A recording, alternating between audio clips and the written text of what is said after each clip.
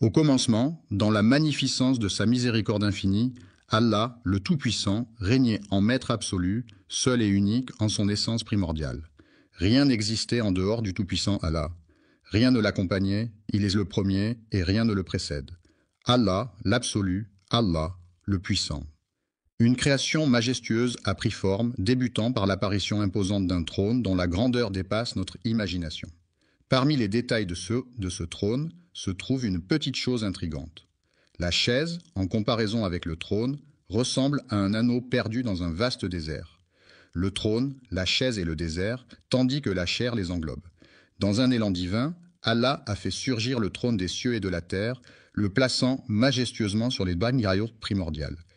C'est ainsi que le Tout-Puissant a initié sa création avant même d'avoir façonné le stylo.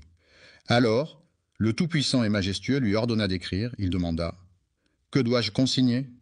Et Dieu répondit « Inscris tout ce qui adviendra jusqu'à la fin des temps. » Sur la tablette préservée, il était inscrit que Allah avait d'abord créé le trône et l'eau, puis avait façonné la plume pour écrire avec élégance et précision. Après 50 000 ans de garde dans la tablette, Allah le Tout-Puissant décida soudain de créer les cieux et la terre. L'avènement des cieux et de la terre vit le jour, une jeunesse s'étalant sur 6 jours. L'union des cieux et de la terre se révéla étroitement tissée. La terre se vit façonnée en l'espace de 2 jours, et en combien de jours, et même en 6 jours au total, oserez-vous contester l'existence de celui qui a façonné la terre en un laps de temps similaire, et lui attribuerez-vous des égaux? C'est là la question. C'est le maître de l'univers qui a solidement ancré les montagnes, les bénissant et leur attribuant leur richesse en 4 jours. La réponse à ceux qui s'interrogent est d'une durée égale. Les cieux et la terre ont été façonnés en 6 jours, sous le regard attentif d'un stylo royal et céleste. Après un délai de 50 000 ans, Allah façonna les cieux et la terre, les reliant étroitement, le ciel se fondant avec la terre tel un duo inséparable. Dans l'immensité de l'univers, le Tout-Puissant a décrété que le ciel se sépare de la terre, tandis que le ciel lui-même se décline en 7 couches distinctes, et que la terre, soudain, elle se scinde en 7 strates. Les incrédules n'ont-ils pas remarqué que le ciel et la terre étaient autrefois fusionnés en une masse compacte? Ensuite, nous les avons divisés et transformés en chaos. Ne réaliseront-ils pas la magnificence de cette incroyable explosion primordiale? Soudain, les cieux et la terre se sont séparés. Soudain, le firmament s'est scindé en 7 strates, tout comme la terre qui s'est fractionnée en 7 niveaux, selon la volonté du Tout-Puissant. En ce qui concerne les cieux, ils ont... Le trône, formé de la vapeur d'eau terrestre, repose gracieusement sur les flots, tel que mentionné précédemment, cette vapeur s'échappant des eaux. Une création si vaste et mystérieuse que notre esprit peine à appréhender, cette vapeur s'est muée en une brume énigmatique au sein de l'immensité de l'univers. Cette brume marquait ainsi les prémices de... Il leva les yeux vers le ciel embrumé et prononça ces mots. Que le ciel et la terre se plient à ma volonté, que tous deux se réjouissent de bon cœur. Bien que tous deux aient dit que nous venons en obéissant, c'est le commencement de la création, tel que le relate le Coran. Regarde comme cette planète est magnifique, c'est la Terre. Quel âge a notre bonne vieille planète Terre?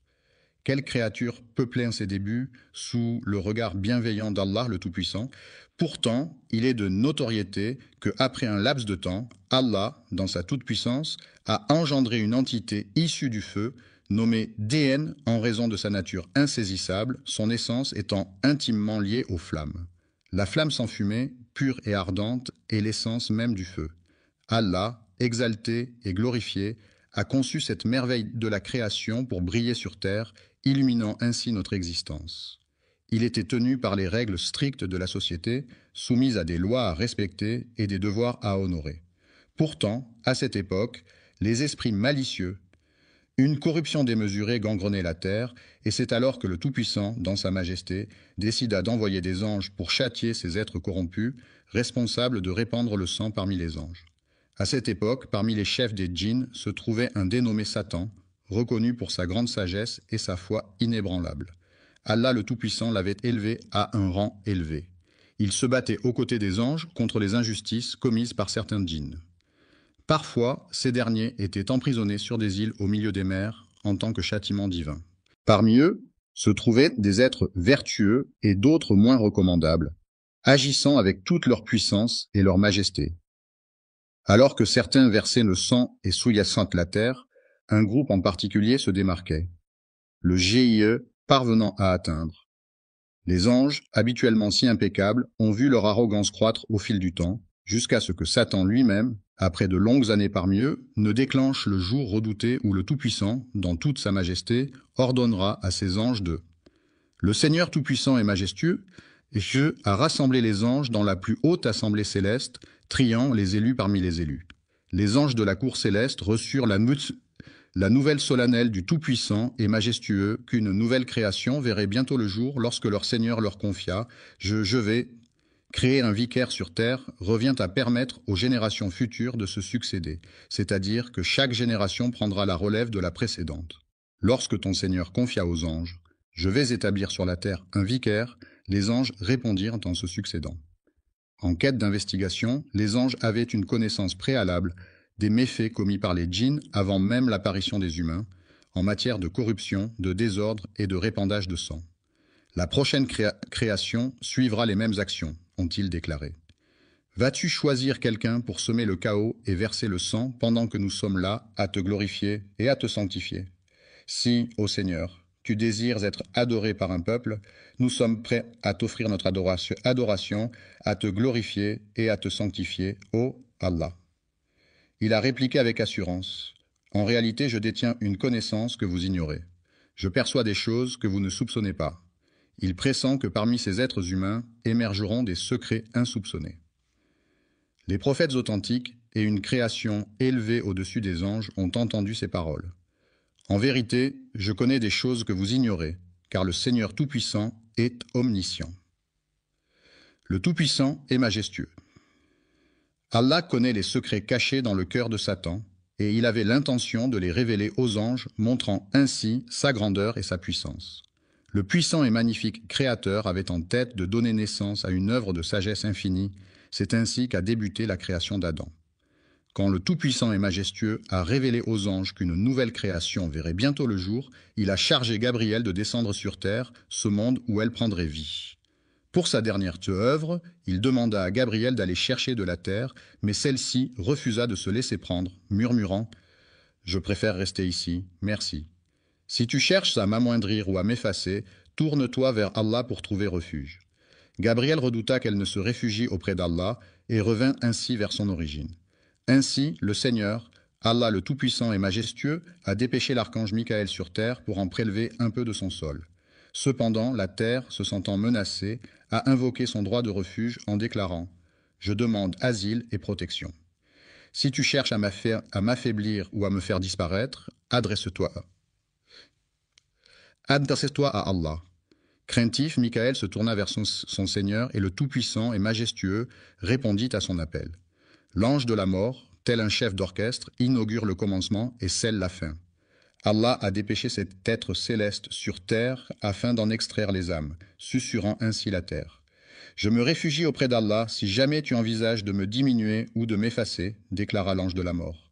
Et je me réfugie auprès d'Allah contre toute transgression à sa volonté, ajouta-t-il. Mon Dieu, qui m'a chargé de cette tâche, a ainsi choisi parmi toutes les nuances de la terre des sols aux teintes variées. Du blanc, du noir, du jaune, du rouge et plus encore. Parfois, entre les deux, se trouve un sol dur comme la pierre et un sol moelleux comme un nuage. Il a choisi ce sol parmi tous ceux de la terre, mêlant les bons et les mauvais. Ce sol a été prélevé à même celui dont il est issu. Une nouvelle œuvre allait voir le jour. C'est ainsi qu'elle fut baptisée Adam. La terre fut apportée, puis Allah, dans sa toute-puissance et sa majesté, ordonna qu'on y dépose. Nous avons divisé l'eau et transformé chaque élément vivant en un eau. Ce sol s'est métamorphosé en argile, conservant cette texture pendant un laps de temps, avant que sa nature ne change à nouveau. L'argile s'est transformée en une substance visqueuse, résultant en une cohésion accrue. À l'origine, elle provenait de la terre des ancêtres des hommes. Si des doutes vous assaillent concernant la résurrection, rappelez-vous que c'est de cette même terre que nous vous avons façonné. La toute première action fut d'arroser la terre, la transformant ainsi en une argile malléable. Et lorsque ton Seigneur annonça aux anges son intention de façonner un être humain à partir de cette argile, tout fut en mouvement. La cohésion s'est renforcée, transformant la matière en une argile collante. Après un certain temps, sa teinte s'est obscurcie et un délicat parfum s'en est échappé, la métamorphosant en une substance envoûtante. De la boue sombre prit vie, façonnée par le temps d'eau qui s'écoula, jusqu'à se métamorphoser en une œuvre de poterie. Cette création, devenue malléable comme de l'argile sous la pression, résonnait d'une mélodie céleste lorsque touchée, captivant ainsi les anges par sa nouveauté et son élévation. Alors que le tout-puissant et majestueux Al s'apprêtait à créer, Satan, parmi les anges, observait avec curiosité. Il tournoyait autour de cette argile sonore, sa forme creuse résonnant d'étranges promesses.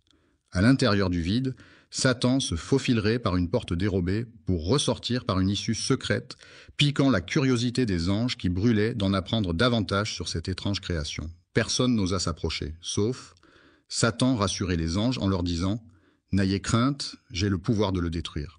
Cela signifie que s'il se comporte comme les djinns, je le réduirai en cendres. S'il se révélait être un djinn, il rassurait en affirmant « N'ayez crainte, j'ai le pouvoir de le réduire à néant. » Au cœur de Satan, une étrange mixture de haine et de jalousie s'était formée, telle de l'argile.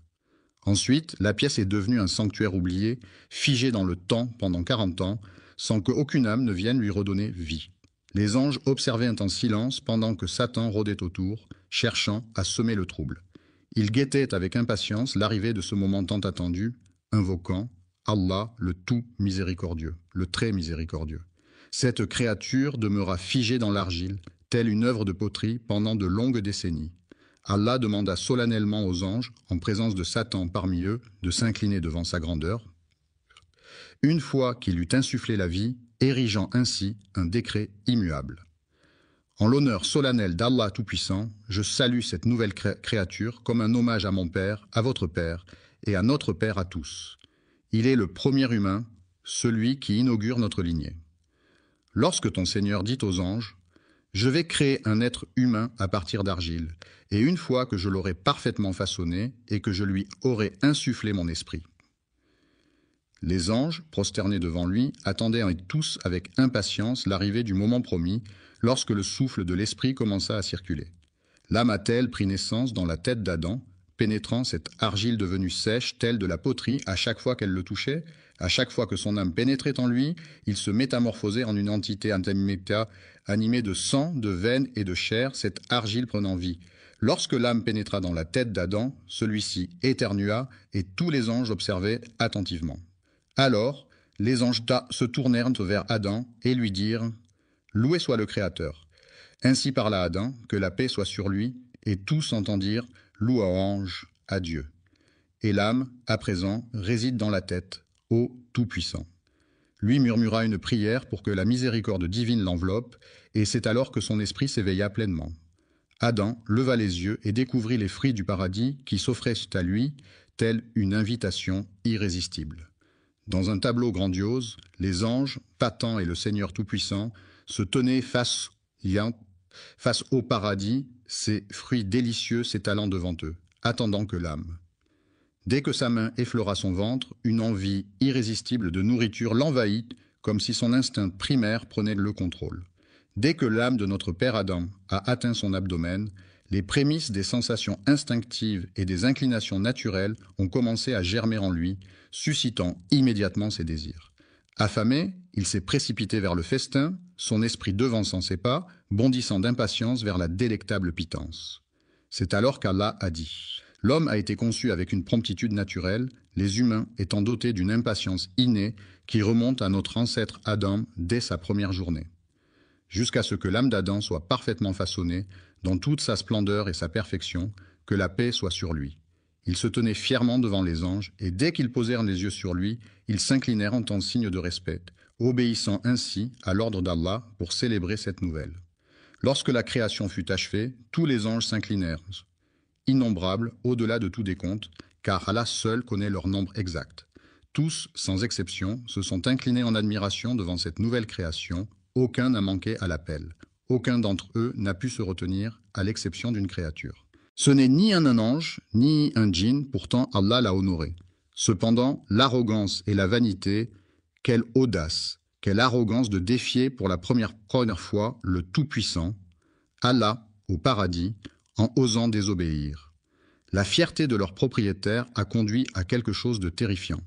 Quelle forme de désobéissance Satan a-t-il choisi alors qu'il se tenait seul, tandis que tous les anges se prosternaient?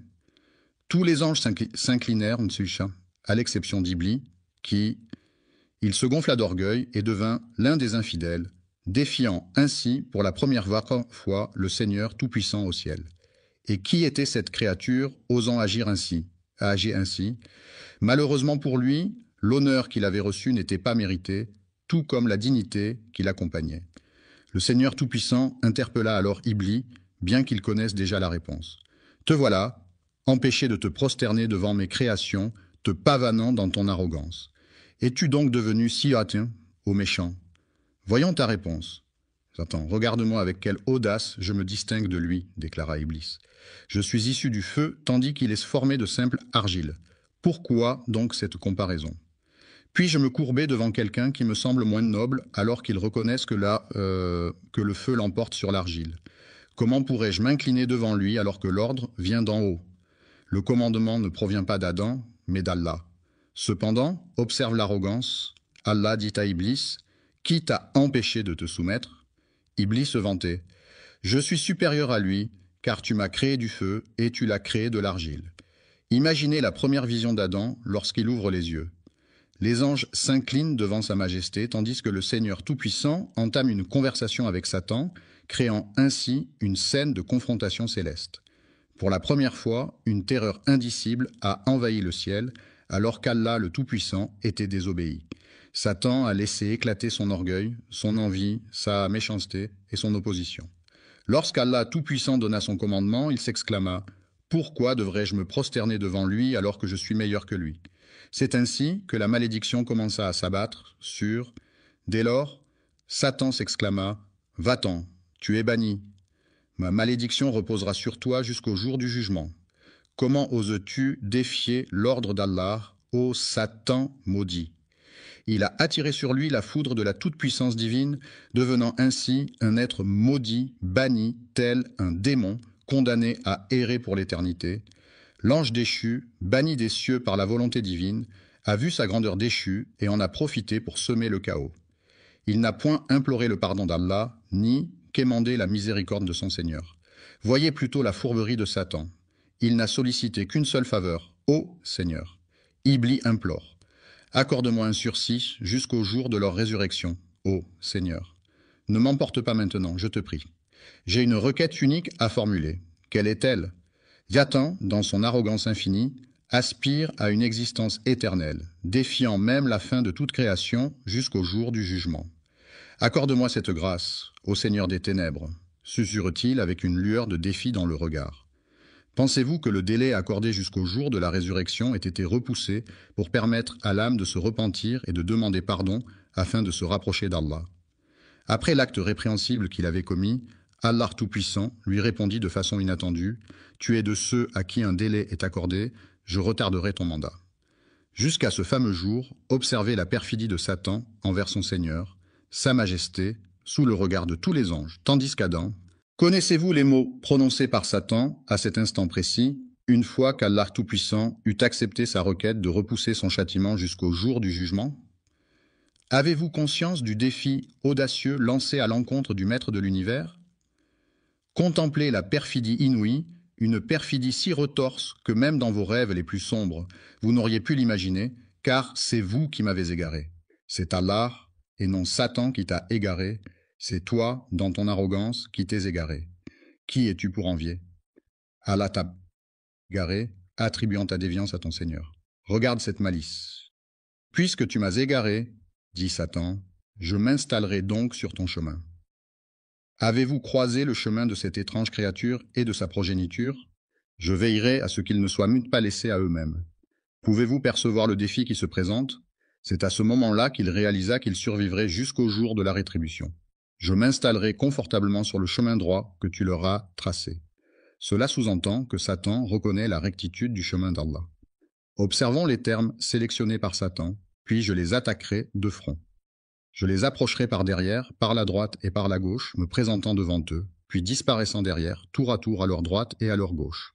Pourquoi n'a-t-il pas simplement dit qu'il Il sait pertinemment qu'Allah le Tout-Puissant surplombe toute chose, c'est pourquoi il n'ose s'approcher d'eux d'en haut, saisi par la crainte qui l'étreint. Tu ne trouveras point de reconnaissance en eux, car je ne permettrai à aucun de rester fidèle dans la adoration. Assurément, je vais égarer tous ces égarés, déclare Allah, les bannissant loin de sa présence. Je repousserai tous ceux qui te suivent, parmi eux tous je remplirai l'enfer. Va-t'en, fais ce que tu as à faire, ô Satan, mon père. Je remplirai l'enfer avec toi et avec tous ceux qui, parmi ceux qui te suivent, suscitent l'enthousiasme avec ta voix, rassemble contre eux ta cavalerie et ton infanterie, associe-toi à eux dans leur entreprise. Éleveurs de chèvres et de moutons, promettez-leur monts et merveilles, puis, à votre guise, déchaînez vos troupes contre eux. C'est alors qu'Allah dit à Satan, « Quant à mes serviteurs, tu peux bien égarer les injustes à ta guise, mais sur mes serviteurs, ton emprise est vaine. » Il a osé défier son Seigneur. Il s'incline devant mon Seigneur, reconnaissant sa suprématie, mais observez sa fourberie. Il murmure, « Ô Seigneur, je les égarerai et les détournerai de ta voie. Je resterai sur le droit chemin tant que je le suivrai, répondit Allah Tout-Puissant. Je leur accorderai mon pardon aussi longtemps qu'ils viendront humblement le demander. C'est le défi qui se dresse devant eux, c'est à partir de la création d'Adam que le Seigneur des mondes vit naître l'inimitié de Satan envers lui et sa descendance. Lorsqu'il contempla l'humilité des anges et le conflit avec Satan, Allah Tout-Puissant ordonna à Adam « Approche ce cortège céleste et adresse-leur tes salutations. » Adam s'exécuta et se dirigea vers eux. Pour la toute première fois, il croisa le regard des anges. Qu'allait-il leur dire? Il leur adressa ces mots solennels. « Que la paix soit avec vous. » Les anges lui répondirent à leur tour. « Et que la paix soit avec toi. Que la miséricorde et les bénédictions d'Allah soient sur vous. » Allah a dit à Adam, « Voici votre salutation ainsi que celle de vos descendants après vous. » Les descendants se sont rassemblés, répondant tous à l'appel. À cet instant précis, il a contemplé sa descendance, innombrable aux yeux d'Allah. Qui sait combien de milliards naîtront des enfants d'Adam, que la paix soit sur lui. Adam contempla sa descendance, et dans la lumière qui illuminait certains de leurs visages, il distingua l'un d'eux dont l'éclat resplendissait comme 1000 soleils. Les flammes dansaient, et il s'exclama « Ô Seigneur, qui est-ce » La réponse vint « C'est ton fils David, l'un de tes prophètes. » Intrigué, il demanda « Quel âge a-t-il, Seigneur ?» Et la réponse résonna « Il a 40 ans pour l'instant. » Adam, âgé de 1000 ans selon le récit qui lui est dédié, n'avait pas encore exploré les délices du monde, ni contemplé les splendeurs du paradis. Dans un soupir empreint de nostalgie, il s'exclama « Ô mon Seigneur !» Après avoir vécu 60 années de ma vie, il réalisa qu'il n'avait pas exploré le monde. C'est alors qu'il décida de négocier. Il échangerait 60 années de sa propre existence contre 5 années pleines d'aventures. Ainsi, la longévité d'Adam fut redéfinie. À l'âge de 100 ans révolus, David a reçu l'enseignement divin d'Allah Tout-Puissant, qui lui a révélé les noms de nombreuses créatures avec lesquelles il allait partager sa vie. Le paradis lui a enseigné que cet arbre est un symbole, que ses feuilles sont des poèmes, que ce fruit est une promesse, que cette nourriture est une bénédiction, que cette rivière est une histoire, et que tout cela lui a révélé les secrets de l'univers. De nombreux mystères, dissimulés même aux anges, furent révélés lorsqu'une épreuve de connaissance opposa les anges à Adam, que la paix soit sur lui, mettant en lumière des noms et des secrets insoupçonnés. Dieu enseigna à Adam le nom de chaque chose, puis il les présenta aux anges. Le Seigneur interrogea alors les anges, « Quel est le nom de ceci et quel est le nom de cela ?» Les anges, dans leur sagesse céleste, ont avoué leur méconnaissance de certains mystères en demandant « Révélez-moi ces noms si vous êtes dignes de confiance, ô humains. » Ils proclamèrent « Louange à toi, notre connaissance se limite à ce que tu nous as enseigné.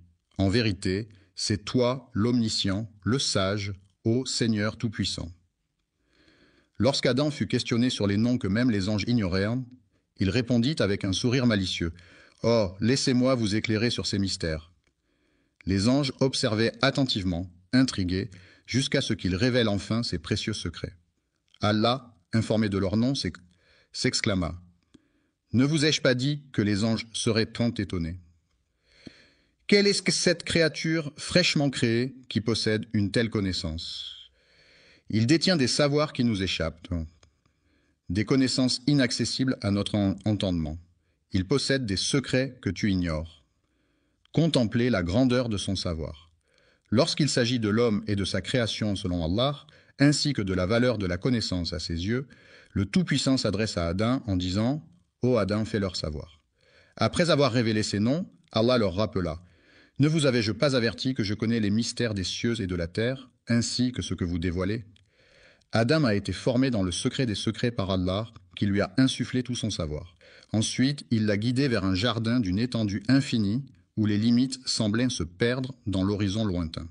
Sous la bienveillance d'Allah, le tout miséricordieux, le très miséricordieux, Adam a pénétré seul dans les délices du paradis, devenant ainsi le patriarche de toute l'humanité. Déambulé au sein du paradis, se délectant de ses fruits juteux, de ses rivières scintillantes et de ses arbres majestueux, baigné dans ses innombrables bénédictions. En ce lieu béni, la faim ne te tenaillera point et ta nudité ne sera point dévoilée.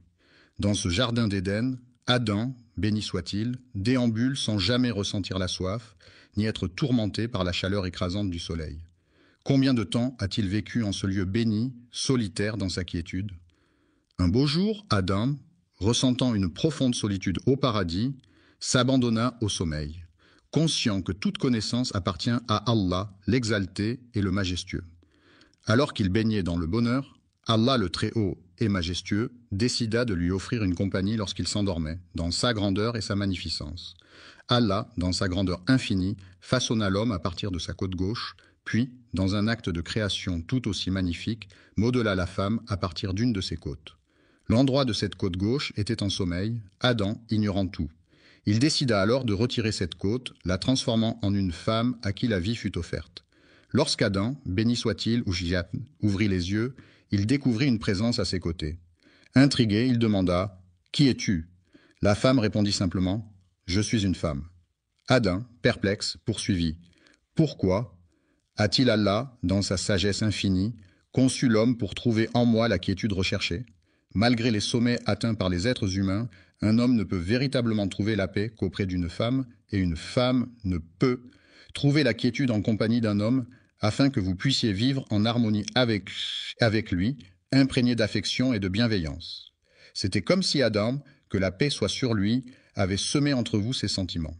Il éprouvait une joie singulière en constatant qu'Allah avait créé une nouvelle créature pour le réconforter, lui permettant ainsi de trouver du réconfort auprès des anges. Les anges voulaient mettre Adam à l'épreuve en lui demandant son nom, mais pour l'instant, ils ne le connaissaient pas. Elle s'était simplement présentée comme une femme. Lorsque Vénus interrogea Adam sur l'identité de cette mystérieuse femme, sa réponse fusait sans détour. V.E. Puis, Adam entreprit d'énumérer tous les noms de toutes choses, déclarant finalement « C'est Ève-lé ». Les anges étonnés demandèrent « Pourquoi ce nom en particulier ?» Il répondit avec assurance « Elle a été formée à partir d'un être vivant, elle détient la connaissance que Dieu lui a confiée. » Il détenait un savoir que même les anges ignoraient, tandis qu'Adam, accompagné d'Ève, résidait dans ce paradis sans descendance ni lignée. Allah, dans sa grandeur et sa magnificence, leur fit cette annonce solennelle. « Ô Adam, résidez au paradis en compagnie de votre épouse et sustentez-vous à satiété de ses délices. À votre convenance, délectez-vous de tout ce que votre cœur désire, les arbres majestueux, les rivières chantantes, les fruits juteux et le bonheur éclatant. Nourrissez-vous de ces merveilles en abondance, où que vous soyez. Au paradis, tout est autorisé, sauf une seule chose. Ne pas approcher de l'arbre interdit, car c'est là que réside la volonté du Seigneur. Un simple arbre, mais ô combien important. Dans ce jardin luxuriant, où chaque arbre porte des fruits succulents et où la bénédiction règne en maître, il est permis de se délecter de tout, sauf d'un seul arbre. Méfiez-vous de l'arbre mystérieux qui se dresse là, car approcher ses branches vous ferait basculer du côté obscur.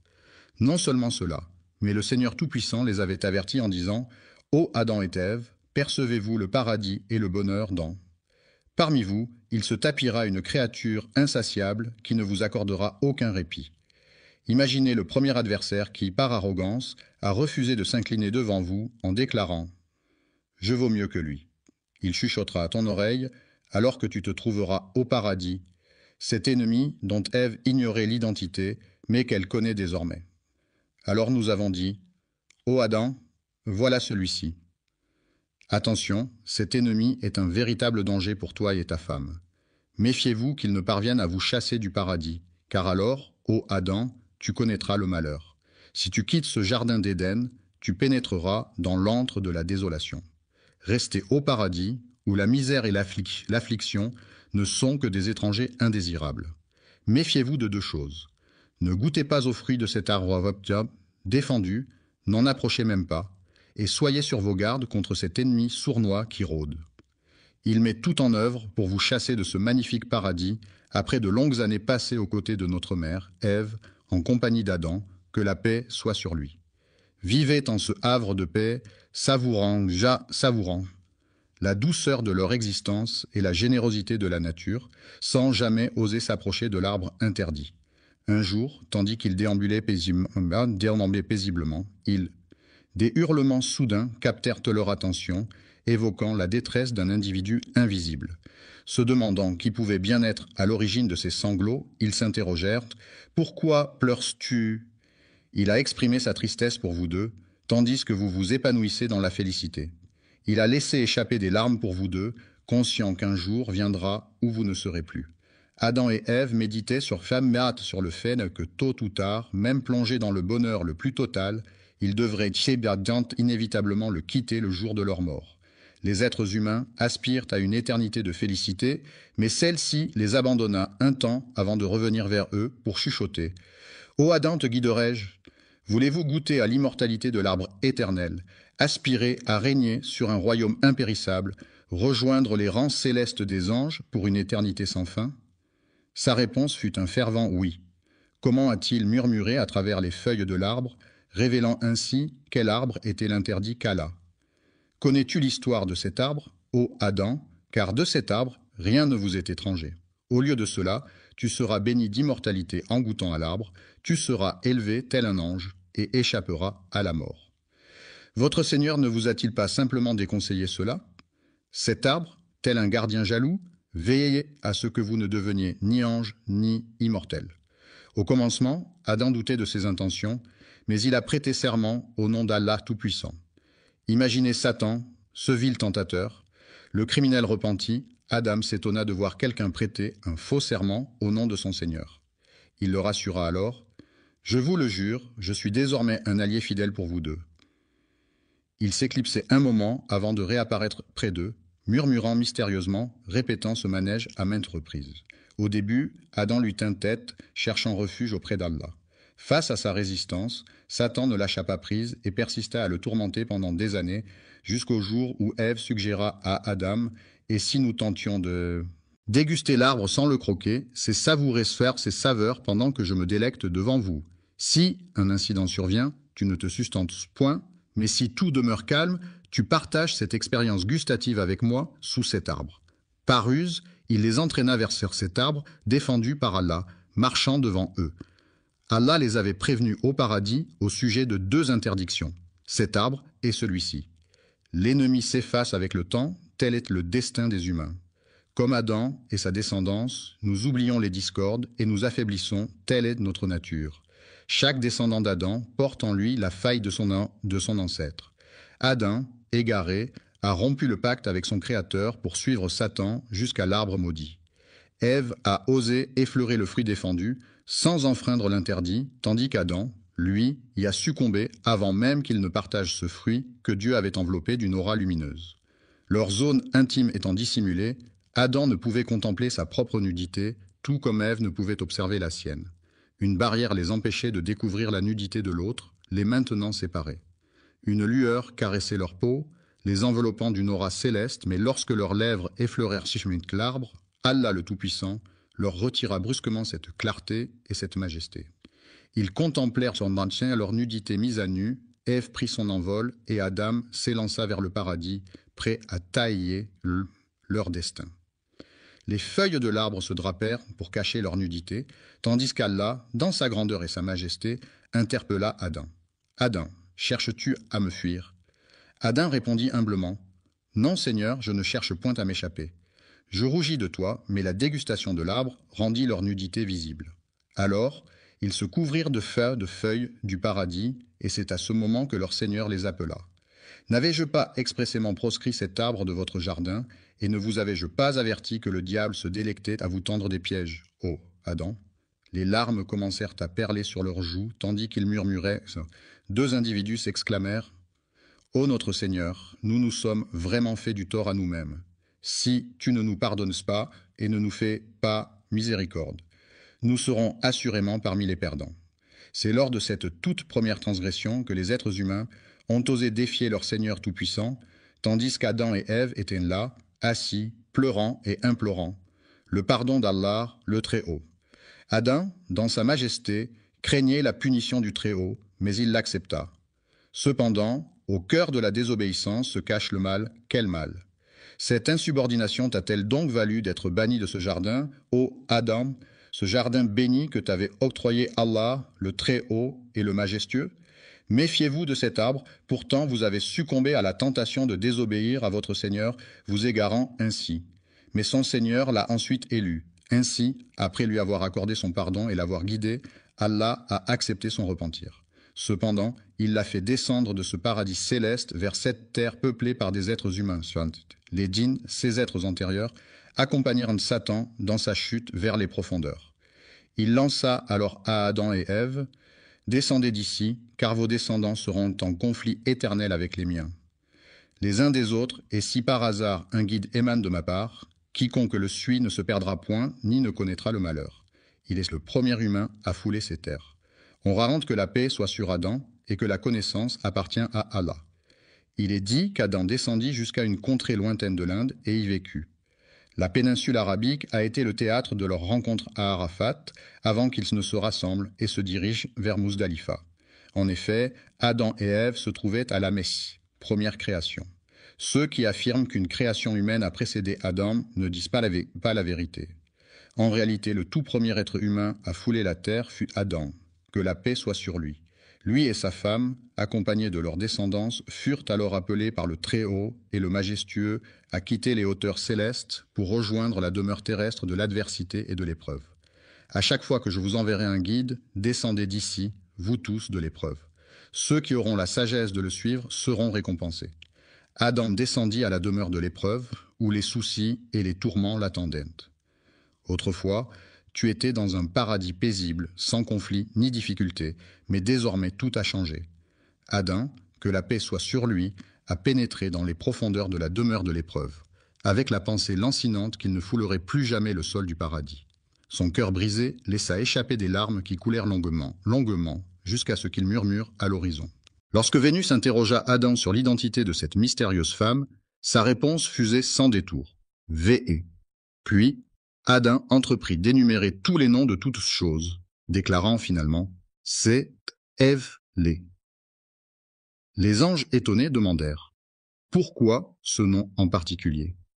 Il répondit avec assurance « Elle a été formée à partir d'un être vivant, elle détient la connaissance que Dieu lui a confiée. » Il détenait un savoir que même les anges ignoraient, tandis qu'Adam, accompagné d'Ève, résidait dans ce paradis sans descendance ni lignée. Allah, dans sa grandeur et sa magnificence, leur fit cette annonce solennelle. Ô Adam, résidez au paradis en compagnie de votre épouse et sustentez-vous à satiété de ses délices. À votre convenance, délectez-vous de tout ce que votre cœur désire, les arbres majestueux, les rivières chantantes, les fruits juteux et le bonheur éclatant. Nourrissez-vous de ces merveilles en abondance, où que vous soyez. Au paradis, tout est autorisé, sauf une seule chose. Ne pas approcher de l'arbre interdit, car c'est là que réside la volonté du Seigneur. Un simple arbre, mais ô combien important. Dans ce jardin luxuriant, où chaque arbre porte des fruits succulents et où la bénédiction règne en maître, il est permis de se délecter de tout, sauf d'un seul arbre. Méfiez-vous de l'arbre mystérieux qui se dresse là, car approcher ses branches vous ferait basculer du côté obscur. Non seulement cela, mais le Seigneur Tout-Puissant les avait avertis en disant « Ô Adam et Ève, percevez-vous le paradis et le bonheur dans... » Parmi vous, il se tapira une créature insatiable qui ne vous accordera aucun répit. Imaginez le premier adversaire qui, par arrogance, a refusé de s'incliner devant vous en déclarant « Je vaux mieux que lui ». Il chuchotera à ton oreille, alors que tu te trouveras au paradis, cet ennemi dont Ève ignorait l'identité, mais qu'elle connaît désormais. Alors nous avons dit, « Ô Adam, voilà celui-ci. » Attention, cet ennemi est un véritable danger pour toi et ta femme.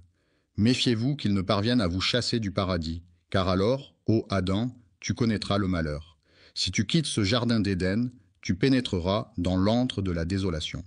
Restez au paradis, où la misère et l'affliction ne sont que des étrangers indésirables. Méfiez-vous de deux choses. Ne goûtez pas aux fruits de cet arbre défendu, n'en approchez même pas, et soyez sur vos gardes contre cet ennemi sournois qui rôde. Il met tout en œuvre pour vous chasser de ce magnifique paradis, après de longues années passées aux côtés de notre mère, Ève, en compagnie d'Adam, que la paix soit sur lui. Vivez en ce havre de paix, savourant la douceur de leur existence et la générosité de la nature, sans jamais oser s'approcher de l'arbre interdit.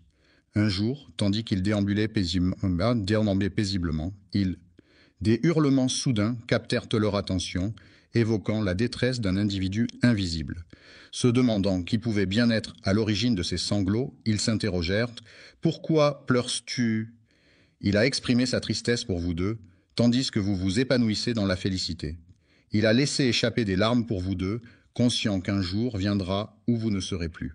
Adam et Ève méditaient sur le fait que tôt ou tard, même plongés dans le bonheur le plus total, ils devraient inévitablement le quitter le jour de leur mort.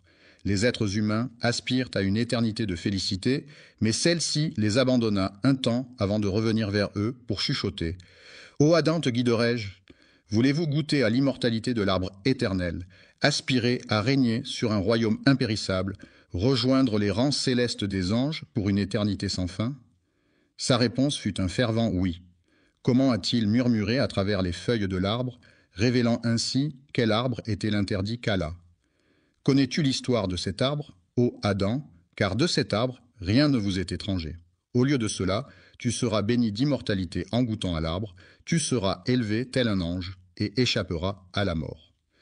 Votre Seigneur ne vous a-t-il pas simplement déconseillé cela? Cet arbre, tel un gardien jaloux, veillez à ce que vous ne deveniez ni ange ni immortel.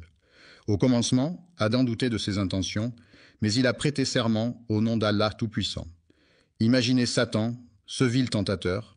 Le criminel repenti, Adam s'étonna de voir quelqu'un prêter un faux serment au nom de son Seigneur. Il le rassura alors. « Je vous le jure, je suis désormais un allié fidèle pour vous deux. » Il s'éclipsait un moment avant de réapparaître près d'eux, murmurant mystérieusement, répétant ce manège à maintes reprises. Au début, Adam lui tint tête, cherchant refuge auprès d'Allah.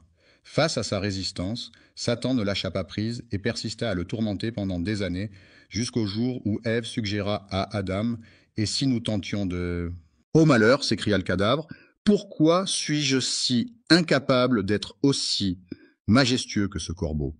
Jusqu'à ce jour, il continue à appeler le cadavre de mon frère. Mais tu as commis un acte impardonnable, ô Kabi. Ton père, ce prophète vénéré, que la paix soit sur lui, ne méritait pas un tel sort. Vous êtes une poignée d'élus sur cette terre, mais avez-vous remarqué comment les chuchotements de Satan ont façonné son influence? Avez-vous pris conscience de cette emprise diabolique? Kabi s'est retrouvé impliqué dans l'acte criminel le plus retentissant de l'époque, le meurtre de son propre frère, un acte d'une gravité inouïe. Après avoir enterré son secret bien profondément, il décida de le déterrer et de le partager avec sa mère et son père, comme un trésor enfoui depuis longtemps. Lorsque le premier meurtre fut commis sur terre, Adam fut enveloppé par le chagrin, la paix s'éloignant de lui. L'un des fils de notre mère Ève est un meurtrier, tandis que l'autre est… Dans ce monde impitoyable, le Tout-Puissant les a prévenus. La trahison peut mener à une fin tragique. Veille à ce qu'il ne te chasse du paradis, car tu risquerais de te retrouver bien malheureux. C'est à ce moment que la douleur pointe le bout de son nez, que le dur labeur commence et que les embûches se dressent sur notre chemin. La vie, telle une arène de combat, de défis et d'adversité, voit naître deux destins contrastés. L'un se révèle être un meurtrier. Des années se sont écoulées depuis que Adam et Ève ont commis le premier meurtre de l'histoire et tout le monde a continué à vivre. Ils menaient une existence tranquille dans la petite maison au bord de la rivière, jusqu'à ce qu'un troisième fils vienne agrandir la famille. Ils l'ont alors baptisé, cela veut dire cadeau d'Allah. Adam, en grandissant, est devenu le fils bien-aimé d'Adam, qui prenait souvent le temps de s'asseoir avec lui. En lui distillant des enseignements et en l'initiant au mystère de la foi, il fut façonné jusqu'à devenir un fervent croyant. Certains prétendent que cet homme est devenu une sorte de prophète parmi les prophètes. Adam a suggéré à Seth de garder pour lui un certain secret, car Allah en sait plus long que quiconque. Il lui a annoncé qu'il avait ôté la vie de votre frère, et j'ai la crainte qu'il ne vous fasse subir le même sort. Redoutez qu'il ne vous jalousie pour la sagesse, le leadership et la prestance dont Allah vous a doté. Adam, inquiet pour son fils, lui a fait promettre de garder le silence à ce sujet.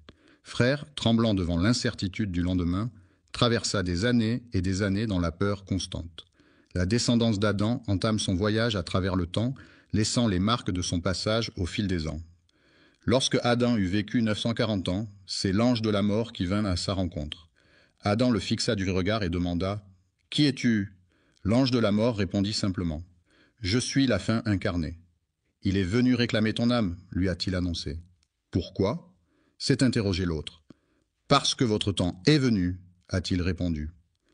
Adam a déclaré que malgré le temps qui s'écoule, il reste encore beaucoup de vie en lui et que son temps n'est pas encore révolu. L'ange, encore inachevé, acquiesça et souligna « Tu as consacré 60 années de ta vie à ton fils. » David a répondu « Je ne l'ai pas fait », puis Adam a répondu de même. Adam a fait preuve d'une mémoire sélective en oubliant sa descendance, tout comme il a nié son existence. Adam a fait preuve de désobéissance, entraînant ainsi sa descendance à suivre le même chemin de désobéissance, selon la volonté d'Allah Tout-Puissant. Révèle les facettes d'Adam. Même enveloppé de perfection, il n'en demeurait pas moins doté de qualités humaines. J'ai refusé, car j'ai une durée de vie pouvant aller jusqu'à 1000 ans. C'est alors qu'Allah a informé l'ange de la mort de cette particularité. Il aurait la chance de savourer 1000 printemps, tandis que David demeurerait une faveur divine pour un siècle. Après avoir fait un détour de 60 ans, l'ange de la mort revint finalement vers lui. Eva a lancé un « dégage » catégorique, refusant toute visite de l'ange de la maison. « Que la mort emporte son âme, s'écria Adam, mais qu'elle le laisse en paix, car mon heure est venue. L'ange de la mort est venu chercher l'âme d'Adam, que la paix soit sur lui dans ses bras immatériels. Le premier être humain était pleuré par sa femme et ses enfants, mais lui ne... Perdu dans l'incertitude, Gabriel est arrivé tel un guide pour enseigner à son fils l'art de laver son père. De quelle manière doit-on l'envelopper, l'ensevelir et accomplir la prière funéraire? Gabriel expliqua à son interlocuteur que cette pratique était ancrée dans ses habitudes, une tradition qui lui tenait particulièrement à cœur. C'est de cette manière que les disciples se multiplient à mesure que les âmes s'éteignent. C'est ainsi que le destin doit se jouer. Adam, le patriarche de toute l'humanité, a été soigneusement lavé, délicatement enveloppé, prié sur, puis enfin inhumé. Adam, le pionnier des prophètes et le tout premier être humain façonné de la main d'Allah, a rendu l'âme. Que la paix soit sur lui, celui qui est demeuré figé dans le temps, ainsi que sa descendance, tout comme Kabi et les siens. Les descendants d'Adam ont vaillamment poursuivi leur existence sur terre pendant un laps de temps, bravant les épreuves et les joies de la vie après lui, que la paix soit sur lui. Au commencement, ils étaient peu nombreux à se tourner vers lui, mais bientôt, leur nombre a commencé à croître de façon exponentielle. Sous la direction bienveillante du fils d'Adam, ils furent éclairés par sa sagesse et guidés par sa bienveillance. La descendance de Kabi se développait à vue d'œil, se multipliant à travers les générations. La descendance de ces êtres s'est dispersée aux 4 coins du monde, essaimant ainsi sur toute la planète. Les descendants de Kabi se sentaient moins légitimes et décidèrent alors de partir chacun de leur côté. Ils ont stagné dans cet état pendant des années, puis des décennies, et encore des siècles. Depuis des siècles, certains ont cédé à la tentation du péché et de la transgression, formant ainsi un groupe hétéroclite. Les fautes et les péchés se sont tous échoués sur le rivage du Mono. Aucun individu, aussi nombreux soit-il, n'osait établir la moindre connexion. Certains d'entre eux ont commis des péchés envers Allah, en particulier parmi eux. Les descendants de Kabi ont fait l'impasse sur le polythéisme pendant une durée indéterminée. Est-ce que 10 décennies, équivalentes à un millénaire? Un millénaire s'est écoulé, et pourtant, ce siècle ne ressemble en rien à ce qu'on en dit. Pendant 10 siècles, les êtres humains ont vécu dans l'oubli total d'Allah. Les individus se sont adonnés à des actes répréhensibles et à des violations, à l'exception de l'idolâtrie à laquelle les gens ne s'adonnaient pas. À l'origine, une seule communauté constituait une seule nation, unie dans son adhésion. Le monothéisme demeura inchangé pendant 10 siècles, jusqu'à ce que survienne l'événement redouté, car Satan ne dort jamais. Ce n'est pas seulement en commettant l'adultère, en buvant de l'alcool ou en tuant que les gens expriment leur désir de transgresser les normes sociales. Pour lui, cela n'a aucune importance car ce qu'il recherche avant tout, c'est d'être en relation avec eux. Des associés à Allah, car le polythéisme efface toute chose et les voue aux flammes de l'enfer pour l'éternité. Il était une fois, dans un lointain futur, après 10 siècles se sont écoulés, 5 individus justes sont apparus. Il fut un temps où l'on se plaisait à évoquer les actions des 5 individus vertueux. Ils échangeaient des mots sur leurs réunions, discutant de leurs prières et cérémonies, s'en imprégnant comme d'une douce mélodie. Il était émerveillé à chaque fois qu'il croisait l'un d'eux, se rappelant ainsi d'Allah. Leurs simples apparitions avaient l'effet d'un rappel puissant, comme un conseil silencieux. Le pécheur, pris de remords, se confesserait à Allah et renoncerait à sa pratique, honteux de ses actes. Leur désobéissance, loin d'être un signe de rébellion, pourrait bien être le reflet de leur intégrité intransigeante, les poussant à demander pardon. Le nom de ce guerrier était Wad, Sowa, Yagout, Yaou et Nasser. 5 âmes, unies par leur dévotion et leur piété, se tenaient ensemble, fidèles serviteurs de la justice. Même après que l'un d'entre eux ait rendu l'âme, les gens étaient encore profondément attristés par la volonté toute-puissante d'Allah. Que devrions-nous faire dans de telles circonstances? La justice a expiré, le saint s'est éteint, le pieux s'en est allé, la hâte nous a quittés. Après leur départ, Satan se présenta à eux sous les traits d'un homme et leur susurra « Permettez-moi de vous offrir quelques conseils. Pendant que vous laissez vos larmes couler pour cet homme récemment disparu, rappelez-vous ce qu'il disait. Que diriez-vous si je créais une statue à votre image ?» ont-ils demandé. Quel avantage y aurait-il, s'est-il exclamé, à contempler la statue. N'oubliez jamais la grandeur d'Allah et gardez précieusement en mémoire ses précieux conseils. Vénérer Allah de cette manière est une excellente idée, ont-ils déclaré. Satan, quant à lui, n'est pas du même avis. Et lorsqu'ils ont été approchés avec une statue ressemblant étrangement à leur défunt proche, leur première réaction a été de se demander « Où diable devrions-nous le mettre ?» Il leur a transmis la sagesse d'un conseiller expérimenté en leur demandant de le positionner avec précaution. En effet, ils ont choisi de placer la mosquée à cet endroit, en tant que lieu de culte privilégié. La première statue fut installée avec solennité, mais rapidement oubliée, laissant ainsi la place à la seconde. Après son décès, ils ont érigé une statue en son honneur. Puis, le 3e, le 4e et le 5e ont suivi le même chemin vers l'au-delà. 5 statues trônaient majestueusement dans le lieu de culte, mais jamais elles ne reçurent l'hommage fervent des fidèles, restant témoins silencieux d'actes jamais accomplis. Les statues, vénérées telles des divinités, trônaient exclusivement en ce lieu sacré. Chaque fois qu'ils posaient les yeux sur ces statues, ils se remémoraient la grandeur d'Allah.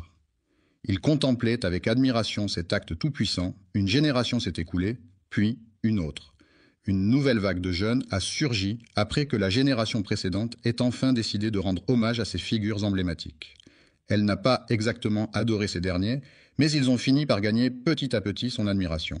Les générations se sont passées le flambeau de la sanctification de ces statues jusqu'à ce que, lorsque le savoir s'évanouit et que tous les érudits s'éclipsèrent, c'est alors que l'aube de l'ignorance pointe timidement.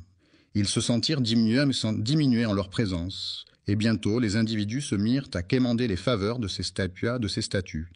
À cette époque lointaine, les gens ont commencé à se tourner vers eux, cherchant leur intercession auprès d'Allah.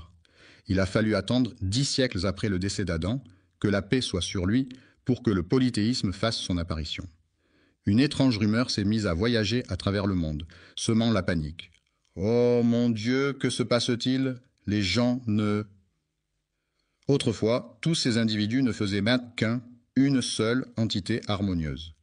Après avoir partagé une même foi, ces croyants se sont égarés sur des chemins différents, et c'est alors qu'Allah a envoyé des signes pour les guider. Avant que les prophètes ne soient envoyés, l'humanité n'était qu'une vaste tribu unie. Jamais ils n'ont flirté avec le polythéisme, mais ils se sont laissés emporter par... Ils ont commis bien des fautes, mais jamais ils n'ont osé s'aventurer dans les méandres du polythéisme. Saviez-vous cela? Depuis des lustres, Satan ourdissait ses complots. Connaissez-vous le temps qu'ils ont passé à suivre ces sinistres traces? Mais au fil des âges, de génération en génération, les individus ont initié ce processus. Disposer des idoles comme rappel que Dieu Tout-Puissant surveille de près les ruses de Satan, jusqu'à ce moment où ils ont commencé à vouer un culte à ces objets en lieu et place du Dieu Tout-Puissant. Ils ont murmuré à l'unisson. N'oubliez jamais vos dieux, n'abandonnez jamais le Wad. Yahou et Nasra sont les idoles de Sowa. Le polythéisme a fait son apparition sur Terre, égarant déjà plusieurs esprits. Au fil des âges de l'humanité, un message inédit s'apprête à faire son apparition, mais il semble que son arrivée ne soit pas la bienvenue. Quelle est la différence entre un prophète et un messager? Le prophète réitère la foi qui l'a précédé, tout en y apportant sa propre lumière. Un messager délivre un message inédit. L'humanité est désormais en demande d'une fraîche missive destinée à inaugurer la lignée des messagers à venir. Adam, considéré comme le premier prophète de l'humanité, laissera bientôt place au premier messager destiné à l'humanité. Connaissez-vous les mots prononcés par Satan à cet instant précis, une fois qu'Allah Tout-Puissant eut accepté sa requête de repousser son châtiment jusqu'au jour du jugement? Avez-vous conscience du défi audacieux lancé à l'encontre du Maître de l'univers? Contemplez la perfidie inouïe, une perfidie si retorse que même dans vos rêves les plus sombres, vous n'auriez pu l'imaginer, car c'est vous qui m'avez égaré. C'est Allah, et non Satan qui t'a égaré, c'est toi, dans ton arrogance, qui t'es égaré. Qui es-tu pour envier?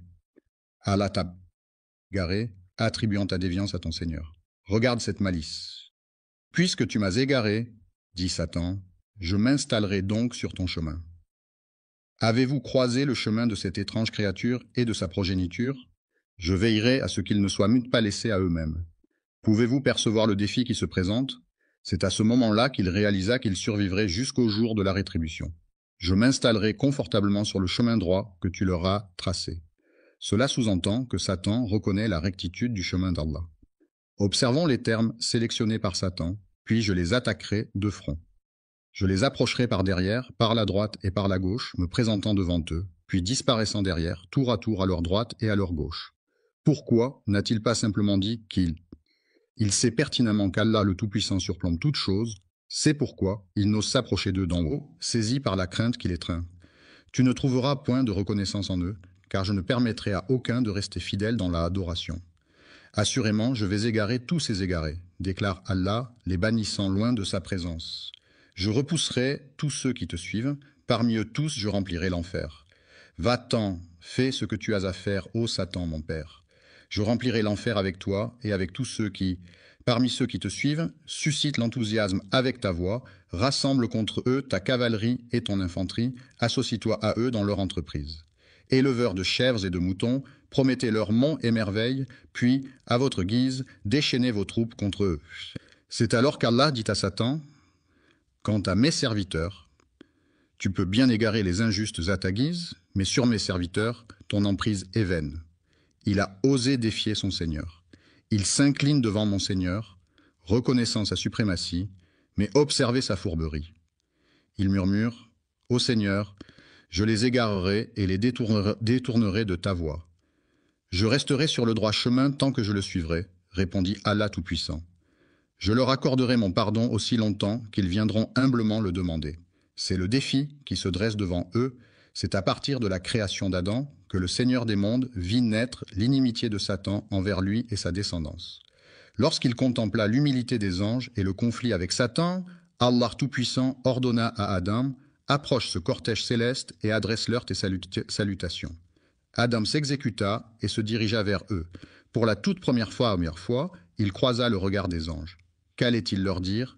Il leur adressa ces mots solennels. « Que la paix soit avec vous. » Les anges lui répondirent à leur tour. « Et que la paix soit avec toi. Que la miséricorde et les bénédictions d'Allah soient sur vous. » Allah a dit à Adam, « Voici votre salutation ainsi que celle de vos descendants après vous. » Les descendants se sont rassemblés, répondant tous à l'appel. À cet instant précis, il a contemplé sa descendance, innombrable aux yeux d'Allah. Qui sait combien de milliards naîtront des enfants d'Adam, que la paix soit sur lui. Adam contempla sa descendance, et dans la lumière qui illuminait certains de leurs visages, il distingua l'un d'eux dont l'éclat resplendissait comme 1000 soleils. Les flammes dansaient, et il s'exclama « Ô Seigneur, qui est-ce » La réponse vint « C'est ton fils David, l'un de tes prophètes. » Intrigué, il demanda « Quel âge a-t-il, Seigneur ?» Et la réponse résonna « Il a 40 ans pour l'instant. » Adam, âgé de 1000 ans selon le récit qui lui est dédié, n'avait pas encore exploré les délices du monde, ni contemplé les splendeurs du paradis. Dans un soupir empreint de nostalgie, il s'exclama « Ô mon Seigneur !» Après avoir vécu 60,